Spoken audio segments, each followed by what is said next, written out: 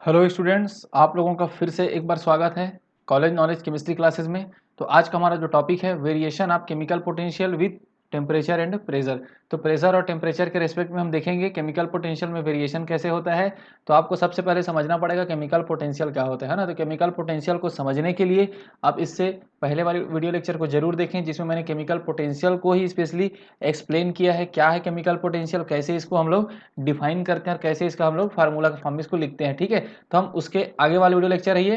तो अब इससे पहले वाले वीडियो लेक्चर जो केमिकल पोटेंशियल्स पे पूरा बनाया गया है फोकसली, अब उसको देख करके इस वीडियो लेक्चर को देखेंगे तो आपको बहुत ही आसान वे में समझ में आएगा। ठीक है, तो यहाँ इस वीडियो लेक्चर में मैं केमिकल पोटेंशियल्स को बताने वाला नहीं हूँ, इसमें मैं बताने वाला हूँ कि वेरिएशन कैसे होता है केमिकल पोटेंशियल में विद रिस्पेक्ट टू, या तो टेम्परेचर देखेंगे और दूसरे उसके बाद हम लोग इसमें प्रेशर के केस में देखेंगे। तो इसमें दो हम डेरिवेशन करने वाले हैं, केमिकल पोटेंशियल का वेरिएशन विद टेम्परेचर के साथ और दूसरा है विथ प्रेशर के साथ। तो सबसे पहला हम चलते हैं किसके साथ, variation of chemical potential with temperature. ठीक है, तो पहला वाला है विथ टेम्परेचर की बात कर रहे हैं हम लोग, याद रखेंगे। ठीक है, तो जैसा भी आपसे क्वेश्चन आएगा उसके अकॉर्डिंग आप क्या करना है, आपको बनाना है टेम्परेचर है कि प्रेशर है, जिसके भी रेस्पेक्ट में। ठीक है, विथ टेम्परेचर से देखते हैं। तो सबसे पहले हम लिख लेते हैं केमिकल पोटेंशियल। जैसे कि हम जानते हैं, मैंने इससे पहले वीडियो में बताया, mu i is equal to आपको डी जी लिखते हैं और डी एन आई लिखते हैं।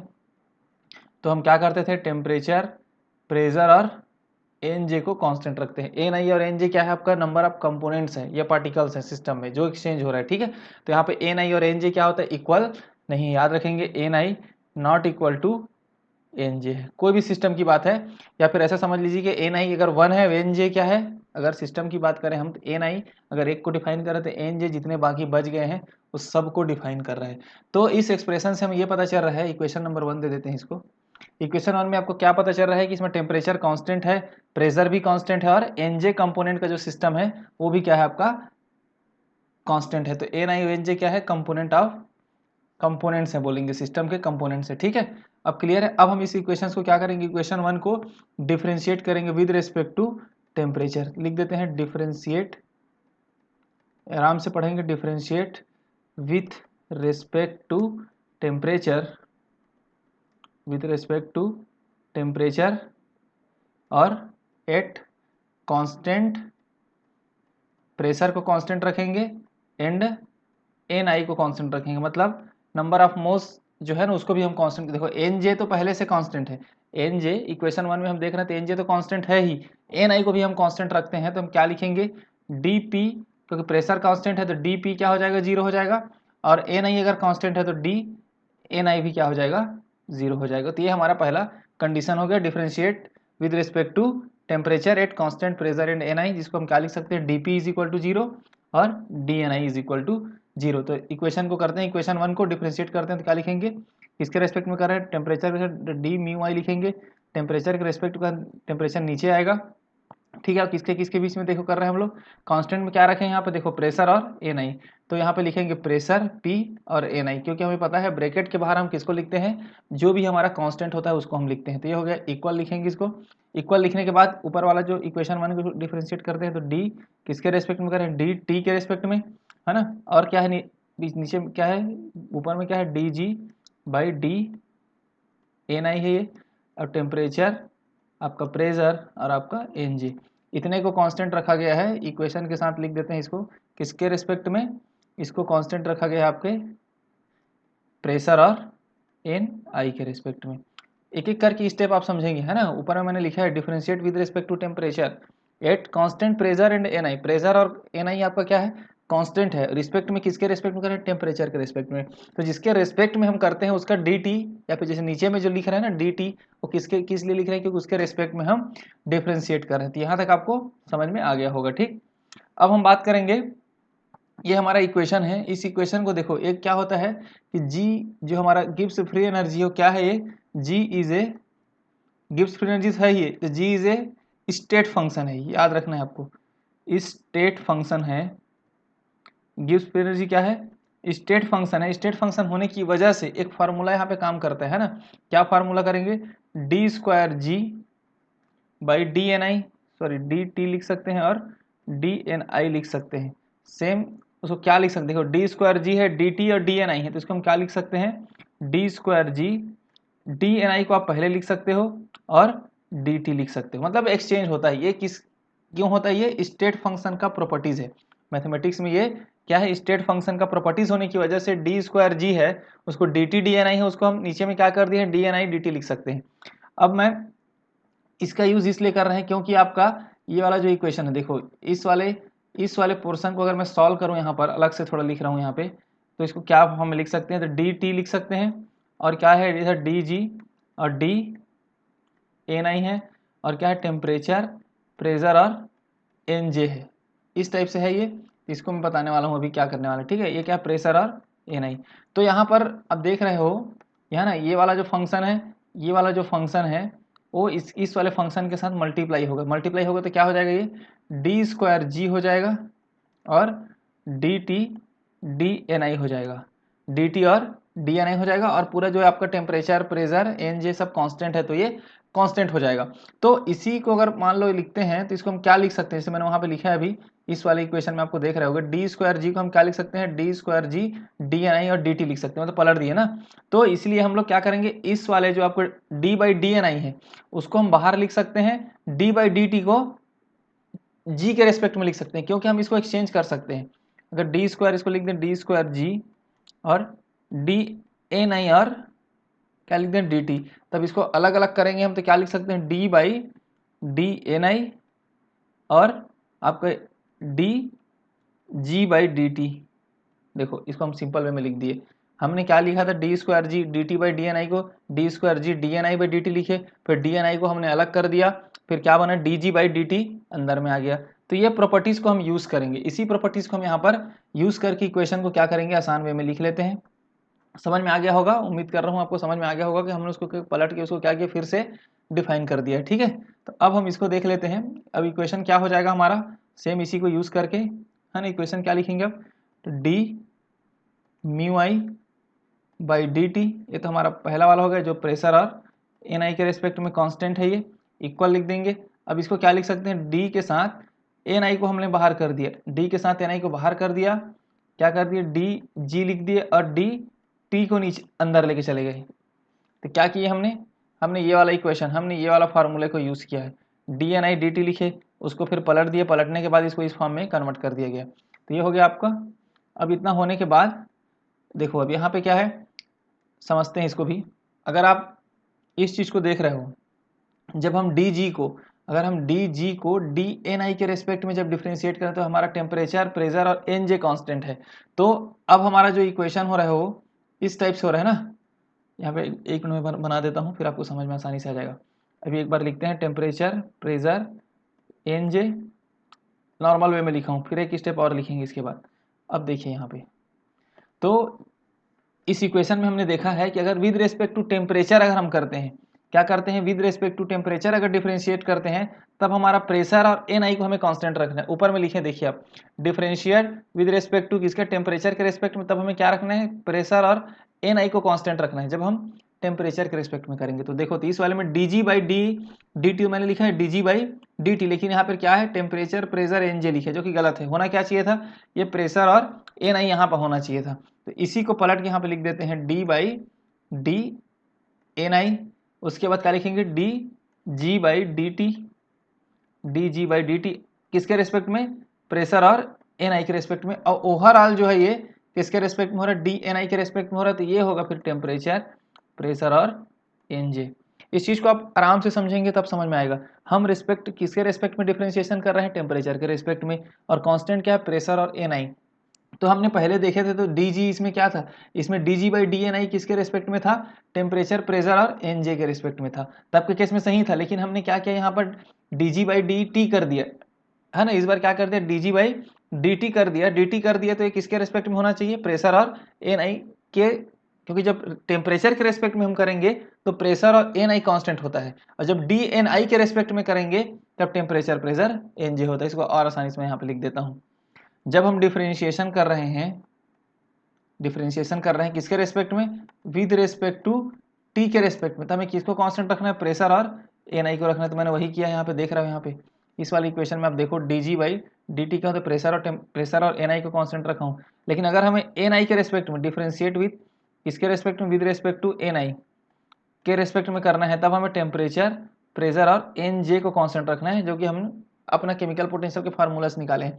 इसलिए ब्रैकेट के बाहर देखो, एक इसके रेस्पेक्ट में कर रहे हैं, डी एन आई के रेस्पेक्ट में कर रहे हैं इस वाले केस में, इसलिए हमने क्या रखा, टेम्परेचर, प्रेशर और एन जे को बाहर रखा है। तो ये हो गया हमारा ओवरऑल एक इक्वेशन मिल गया हमें। इस इक्वेशन को आपको याद रखना है।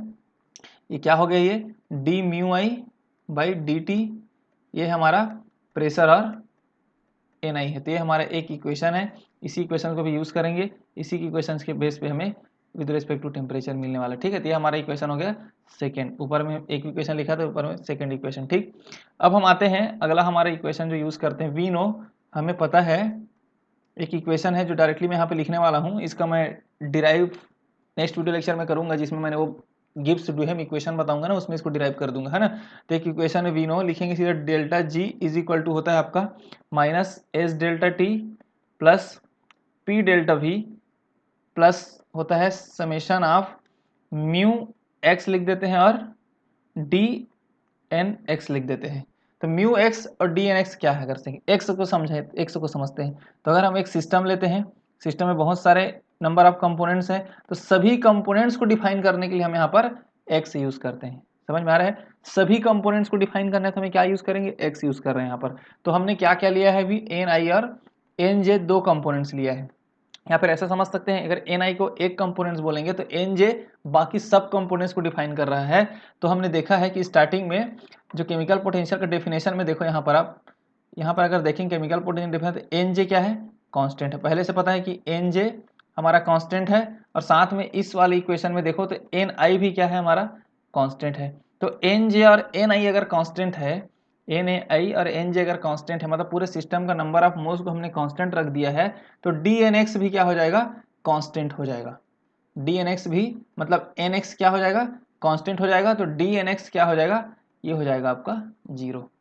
तो आप अगर बुक में देखेंगे तो इसको नॉर्मल वे में भी लिखा रहता है, S delta T plus P delta भी लिखा रहता है, प्लस समेशन ऑफ म्यू आई और डी एन आई भी लिखा होता है। तो डी एन आई को 0 पुट कर देते हैं। तो यहाँ पर आप एक्स के फॉर्म में भी लिख सकते हैं और आई के फॉर्म में लिख सकते हैं, लेकिन एक्स के फॉर्म में लिखेंगे तो इसे डिफाइन कर पाएंगे हम कि हमारे नंबर ऑफ कंपोनेंट्स को, जितने भी कंपोनेंट्स हैं इसमें, जितने भी नंबर ऑफ पार्टिकल्स हैं, मोल्स हैं, जो भी, उसको हम अगर कांस्टेंट रख दिए, क्योंकि हमने ऊपर वाले केस में एन जे को कांस्टेंट रख दिया था, केमिकल पोटेंशियल के डेफिनेशन में मैंने बता दिया एन जे पहले से कांस्टेंट है, और हमने जो डिफरेंशिएट किए हैं उसमें एन आई को कांस्टेंट रख दिया है। तो ओवरऑल ये क्या हो गया, पूरा टर्म, ओवरऑल ये पूरा टर्म क्या हो गया आपका, 0 हो गया। क्लियर। अब बचा क्या, डेल्टा जी बचा minus S delta T plus P delta we. अब मैंने, सॉरी ये पी डेल्टा वी नहीं है, इस इक्वेशन में थोड़ा करेक्शन है, इसको लिखेंगे, है ना, यहाँ पे मैं लिख देता हूँ, ये करेक्शन है, ये इसको याद रखना है, ये वी डेल पी है। क्या है ये, वी डेल पी है। तो यहाँ पर भी करेक्शन कर लेते हैं ना। तो देखियो यहाँ पर, तो क्या बचा, ये वाला टर्म तो आपको देख रहे हो 0 हो चुका है, ये 0 होने के बाद बचा क्या, डेल्टा जी बचा है minus S delta T plus we delta P बचा है, वी डेल्टा पी। तो मैंने बताया कि प्रेशर को भी क्या लिए हम लोग, कांस्टेंट लिए स्टार्टिंग में, प्रेशर को अगर कांस्टेंट लिए तो डेल्टा पी भी मैंने बताया था कि 0 होगा। तो 0 होने की वजह से ये वाला टर्म भी पूरा 0। तो बचा क्या, सिर्फ delta G is equal to minus S delta T. Condition क्या लगा है इसमें, एट कांस्टेंट क्या है हमारा, प्रेशर है, और कांस्टेंट क्या है हमारा, एन आई भी है ना। एन आई कांस्टेंट मतलब नंबर ऑफ मोल्स, एन आई देखो एन जे तो पहले से कांस्टेंट था, एन आई को बस हमने कांस्टेंट रखा, इसलिए एन आई एट कांस्टेंट है, तो इसको क्या लिखेंगे, तो डेल्टा जी लिखेंगे, डेल्टा टी नीचे आ जाएगा, किसके रिस्पेक्ट में, ये प्रेशर और एन आई कांस्टेंट है, तो क्या बचेगा इधर, ओनली माइनस एस बचेगा। क्या बचेगा, ओनली माइनस एस बचा। अब इसी की जगह इक्वेशन में हम पुट करने वाले हैं। तो इक्वेशन जो हमारा सेकंड इक्वेशन है ना, उसमें D G by D T P N I की जगह हम क्या करेंगे, माइनस एस पुट कर देंगे। इस सेकंड वाली इक्वेशन में देख रहे हो यहाँ पर, इस इक्वेशन में आप ध्यान से देखो, इस इक्वेशन में इसके जगह हम क्या करने वाले हैं, इक्वेशन में पुट करने वाले हैं। तो हमारे इक्वेशन 2 में क्या हो जाएगा, लिखते हैं नीचे में, फ्रॉम इक्वेशन सेकंड से क्या हो जाएगा, डी म्यू आई है ये, और डी टी है, किसके रिस्पेक्ट में, ये प्रेशर और एन आई कॉन्स्टेंट है यहाँ पर। और हमारा इधर की इक्वेशन क्या है आपका, इधर इक्वेशन है डी बाई, इक्वेशन 2 को लिख रहा हूँ ना, डी एन आई है, और ये क्या है आपका D G by D T था, किसके रिस्पेक्ट में, प्रेशर और एन आई कॉन्स्टेंट है इसमें, और ओवरऑल क्या है, पूरा कांस्टेंट में है टेम्परेचर, प्रेशर और एनजे। तो यहाँ पर से डी इक्वेशन, इस इक्वेशन क्या है, इक्वेशन थर्ड से, इक्वेशन थर्ड से हम लोग क्या कर रहे हैं, डीजी बाई पी एन आई के इक्वेशन वैल्यू रख देंगे माइनस एस। तो यहाँ पे लिखते हैं डी बाई डी एन आई, इसके जगह क्या रखेंगे माइनस एस, ये माइनस नहीं है ना, माइनस एस हो गया। और हमारे ओवरऑल क्या है हमारा, टेम्परेचर, प्रेशर और एन जे। तो इसको लिखते हैं, तो माइनस बाहर लिख देते हैं, तो D S by D N I, D S by D N I बचा क्या, temperature comma pressure comma J. तो आपको पता होगा, हमने पार्शियल मोलर प्रॉपर्टीज वाले वीडियो लेक्चर में आप देखे होंगे, तो है ना, क्या है ये, अभी बता रहे हैं आपको, पी एन आई, ठीक है यहाँ तक। तो ये इक्वेशन को आप देखे होंगे पार्शियल मोलर प्रॉपर्टीज वाले इक्वेशन में। तो आपका ये जो टर्म है ना पूरा, ये वाला जो इक्वेशन है पूरा, माइनस को छोड़ देते हैं, यहाँ से लेकर के यहाँ तक, ये आपका क्या दिखाता है, पार्शियल मोलर एंट्रोपी है ये, पार्शियल मोलर एंट्रोपी है ये, या इसी को हम लिख देते हैं ए सही मान लेते हैं। हमने देखा है, अगर आपको समझना है पार्शियल मोलर एंट्रोपी कैसे है, तो आप पार्शियल मोलर प्रॉपर्टीज वाले वीडियो लेक्चर को जरूर देखें, है ना। उस वीडियो लेक्चर को देखने पे ही आपको ये सब वीडियो लेक्चर आसानी से समझ में आएगा। तो पार्शियल मोलर प्रॉपर्टीज वाले वीडियो लेक्चर को एक बार देखने के बाद ही ये सब देखें, अगर आपको आता है वो सब चीज़ें तभी देखें, है ना। तो D S by D N I temperature, pressure और एन जे के कांस्टेंट हो तो क्या कहलाता है, ये पार्शियल मोलर एंट्रोपी कहलाता है। तो इस इक्वेशन को हम फाइनली क्या लिख सकते हैं, यहाँ पे लिखते हैं डी म्यू आई हो गया आपका, ये हो गया आपका डी टी, किसके रेस्पेक्ट में, प्रेशर और एन आई कॉन्स्टेंट है, तो क्या हो गया माइनस एस आई हो गया, ये एस आई मतलब पार्शियल मोलर एंट्रोपी हो गया ये। यहाँ तक आपको उम्मीद करता हूँ पूरा अच्छे से समझ में आ गया होगा। अब हमारा अगला स्टेप बचता है ना। अब क्या करेंगे देखिए यहाँ पे, अब यहाँ पे जो डेल्टा टी है उसको मल्टीप्लाई कर देंगे यहाँ पर, तो क्या हो जाएगा डी, डी म्यू आई लिखते हैं, इसको लिख देते हैं यहाँ पर, है ना, डी म्यू आई हो गया, और किसके रेस्पेक्ट में है, तो प्रेशर और एन आई कॉन्स्टेंट है, और इधर आगे एस आई डी टी को यहाँ पे मल्टीप्लाई कर दिए गए, ठीक है। और यहाँ पे क्या है माइनस। अब इस इक्वेशन को, इक्वेशन नंबर कितना है ये, आई थिंक ये 4 इक्वेशन थे, ठीक है, देख लेना इसको। तो अब इसको क्या करना है, इंटीग्रेट करना है, इंटीग्रेट, इंटीग्रेट कर देना है, बोथ साइड को इंटीग्रेटिंग करना है ना, on integrating the value, integrating the value किसके रेस्पेक्ट में, तो म्यू वन से लेकर के म्यू टू के रेस्पेक्ट में इंटीग्रेट करेंगे, और टेम्परेचर को टी वन से लेकर के टी टू तक के बीच में टेम्परेचर को रेस्पेक्ट, मतलब इसको इंटीग्रेट कर देंगे, ठीक है। तो कैसे लिखेंगे, तो देखिए मैं यहाँ पर अभी पी एन आई को हटा देता हूँ, चलो लिखते हैं डी म्यू आई हो गया, और ये क्या है, प्रेशर और एन आई तो कांस्टेंट है ना, नॉर्मल चीज़ है, प्रेशर एन आई कांस्टेंट, अगर आप लिखना चाहें तो लिखें, नहीं लिखेंगे तो भी चल जाएगा, हटा देते हैं, ठीक है। अब उसके बाद क्या है, हम क्योंकि हम जान गए हैं प्रेशर और एन आई तो कांस्टेंट चल ही रहा है, इधर क्या है माइनस एस आई डेल्टा टी। तो हम जैसे कि हम जानते हैं इंटीग्रेशन के रूल्स में, है ना, इंटीग्रेशन ऑफ डी एक्स का इंटीग्रेशन होता है एक्स, वैसी डी म्यू आई की इंटीग्रेशन होगा म्यू, डी म्यू आई है तो ये भी क्या हो जाएगा, आई हो जाएगा। वैसे सेम अगर डी टी का इंटीग्रेशन निकालेंगे तो टी होगा। तो इसी, अब देखो मैं इसको लिमिट क्या पुट करेंगे, इसको म्यू वन से क्या पुट कर रहे हैं हम लोग, म्यू टू तक इंटीग्रेट कर रहे हैं, इसको क्या कर रहे हैं टी वन से लेकर के टी टू तक इंटीग्रेट कर, इसको डिफ्रेंशिएशन क्या होगा, इसका डिफ्रेंशिएशन होगा म्यू आई, सॉरी इंटीग्रेशन होगा म्यू आई, कहाँ से कहाँ तक, म्यू वन से लेकर के म्यू टू तक जाएगा। सेम इसका माइनस होगा, एस आई बाहर आ जाएगा क्योंकि एस आई कॉन्स्टेंट होने की वजह से, डी टी का इंटीग्रेशन होगा टी, ये है आपका टी वन से लेकर के टी टू तक। तो अब जब हम इंटीग्रेशन वैल्यू पुट कर देंगे तो क्या हो जाएगा, ये mu two minus mu one, इधर हो जाएगा minus S I, partial molar entropy है ये, T two minus T one. ये आपका हो गया, एक इक्वेशन आ गया कि केमिकल पोटेंशियल और टेम्परेचर में क्या रिलेशन आ रहा है, ठीक है, समझ में आ गई ये। तो इस इक्वेशन से हम क्या कंक्लूजन निकालेंगे, कंक्लूजन हमारा क्या होगा, निष्कर्ष क्या है हमारा, कि this equation state that chemical potential, this equation state that chemical potential increases, क्या कर रहे हैं हम म्यू वन से म्यू टू केमिकल पोटेंशियल को इंक्रीज करें, then temperature will decreases and vice versa. मतलब केमिकल पोटेंशियल को देखो, आपका लिखते हैं केमिकल पोटेंशियल, है ना, एक लाइन में लिख रहे हैं हम लोग, केमिकल पोटेंशियल क्या कर रहे हैं हम लोग, इंक्रीज कर रहे हैं, तो इसके कंसिक्वेंस में क्या मिल रहा है हमें, टेम्परेचर डिक्रीज हो रहा है, टेम्परेचर क्या हो रहा है, डिक्रीज हो रहा है, ठीक है। यहाँ पे देख रहा हूँ माइनस का साइन है, यहाँ भूलेंगे नहीं, ये माइनस का साइन है, इसको नहीं भूलना है। माइनस का साइन इसी को दिखा रहा है कि हम μ1 से μ2 हम केमिकल पोटेंशियल इंक्रीज कर रहे हैं।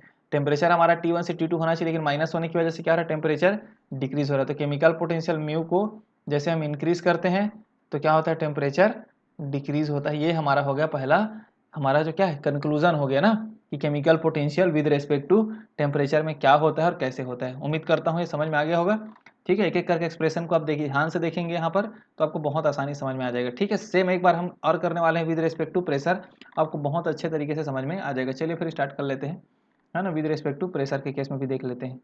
तो प्रेशर के केस में देखेंगे, इसको समझने के लिए क्या करना है आपको, थोड़ा सा